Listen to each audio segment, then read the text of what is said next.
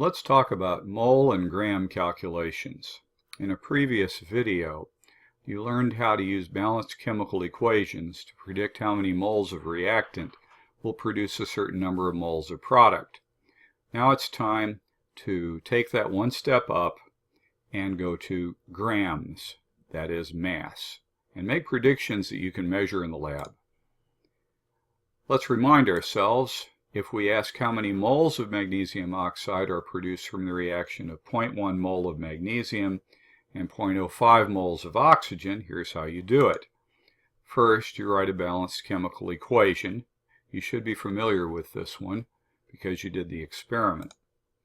And now we say what we're looking for, moles of magnesium oxide, is equal to our given 0.1 mole of magnesium times the ratio 2 moles of magnesium oxide per 2 moles of magnesium.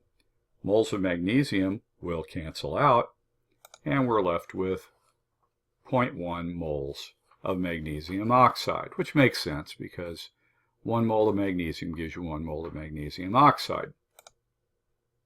Now let's go to grams. Suppose we ask how many moles of magnesium oxide are produced from reacting 2.4 grams of magnesium with excess oxygen gas. So magnesium is our limiting reactant. We've got enough of that, but we've got more than we need of oxygen. We put the balanced chemical equation down first, as always, and then we solve. Moles of magnesium oxide equal our given 2.4 grams of magnesium. Now we're going to go into the mole hole. So we multiply by the ratio 1 mole of magnesium over 24 grams of magnesium, because these two are the same thing. And then we multiply by the stoichiometric ratio from the balanced equation, 2 moles of magnesium oxide for each 2 moles of magnesium. The answer again is 0.10 moles of magnesium oxide. So we've taken one step back. Instead of moles, we're working with an actual lab measured quantity, grams of magnesium. All we've done here is add the step of going from grams to moles of magnesium, which is something you already know how to do. Now, gram, mole, gram problems. Suppose we ask how many grams of magnesium oxide are produced. Now we're going to use a different amount, 4.8 grams of magnesium with excess oxygen gas. And we'll use the same balanced equation as before. So the mass of magnesium oxide is equal to 4.8 grams of magnesium, what we're given, times the ratio, going into the mole hole, 1 mole of magnesium is 24 grams of magnesium. Now that we're in moles of magnesium, we go to the stoichiometric ratio from the equation.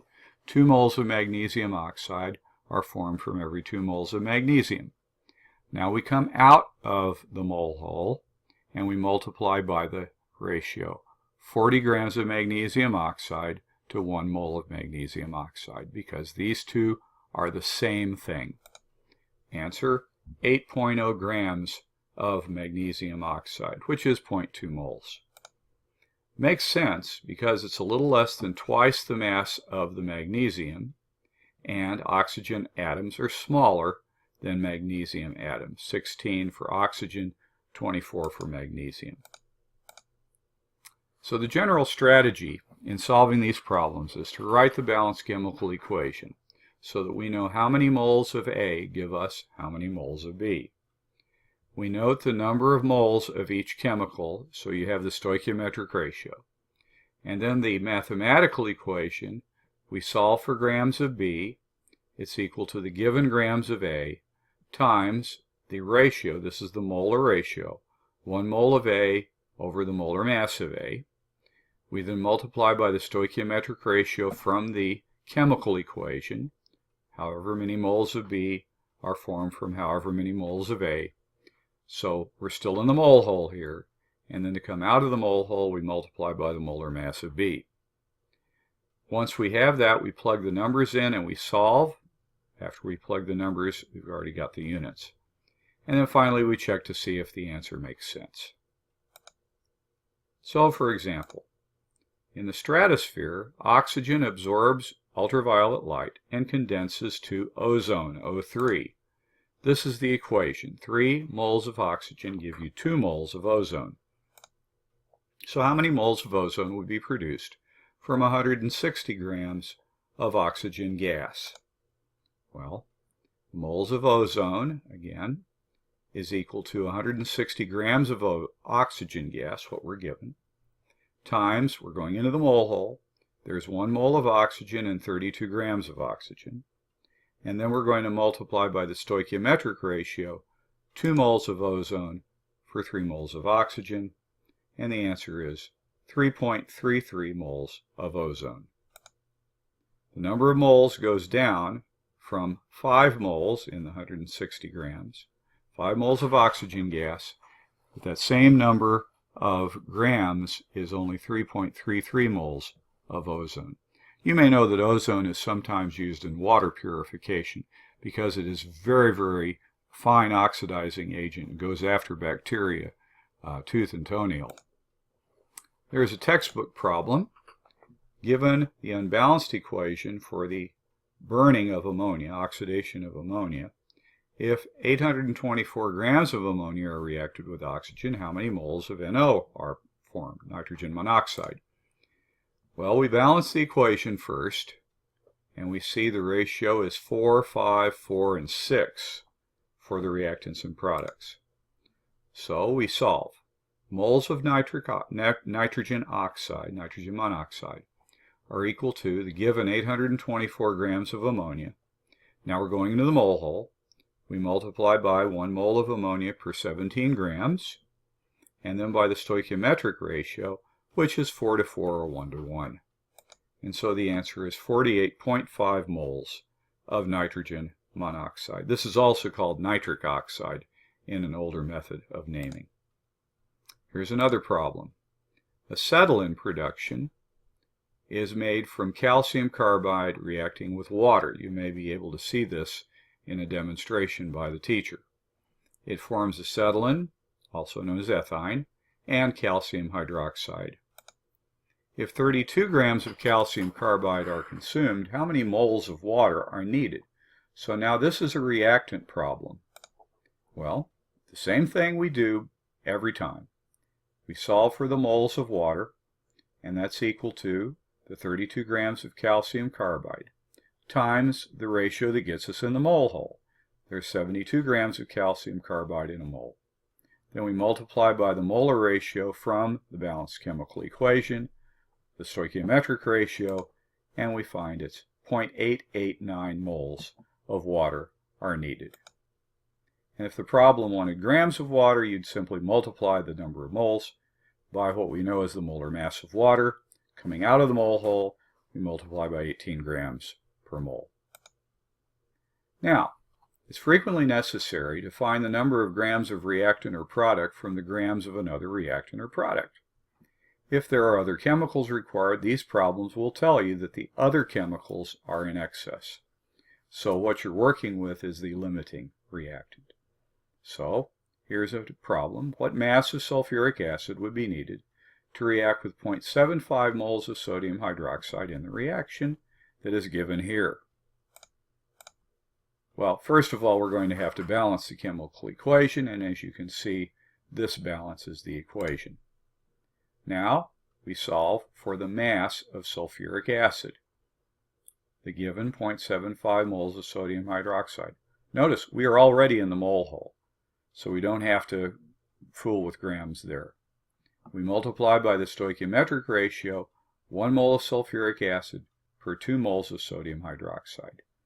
We then multiply to get out of the mole hole by 998 grams sulfuric acid per mole, and we get 37 grams of sulfuric acid.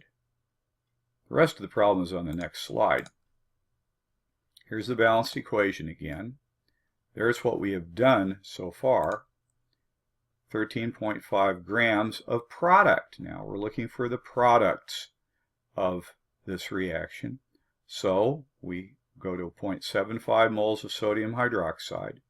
Now we're looking for moles of water, so we find 2 to 2 is the stoichiometric ratio. Now we're still in the mole hole here. We come out of the mole hole by multiplying by 18 grams of water. And since we had 3/4 of a mole, we would expect to have less than 18 grams. And that's a reasonable answer. Let's talk percent yield problems. If the theoretical yield of a reaction is 20 grams, but the actual yield is 15, what's the percent yield? Well, you multiply the actual yield by 100 divided by the theoretical yield. In this case, we got 15 grams. We divide by 20 grams, that gives us a ratio. Multiply by 100 to get 75% yield. The theoretical yield is what the balanced equation and the theory gives you from the stoichiometry. We just finished looking at how to do that. The actual yield is what you actually got. So suppose the percent yield for a reaction, what we call pickle 3 with chlorine to form pickle 5, is 83.2%. What mass of pickle 5 is expected from reacting 73.7 grams of pickle 3? Well, first the balanced equation is given there. Theoretical mass is 73.7 grams, the given, times, now we're going into the mole hole for the pickle 3. We then look at the stoichiometric ratio, which is 1:1, and then we multiply by the molar mass of pickle 5 to get out of the mole hole. That gives us a theoretical yield of 112 grams. The true yield is 83.2% of that. We multiply these things together, we get 93 grams. Finally, what is a limiting reactant problem? The problem gives you masses of both reactants and asks for the products. Well, you don't know which reactant is in excess, and it's the other reactant that determines how much product you get. So you write the balanced chemical equation, find the number of moles of each, and see which one is limiting. We'll do this one on another show.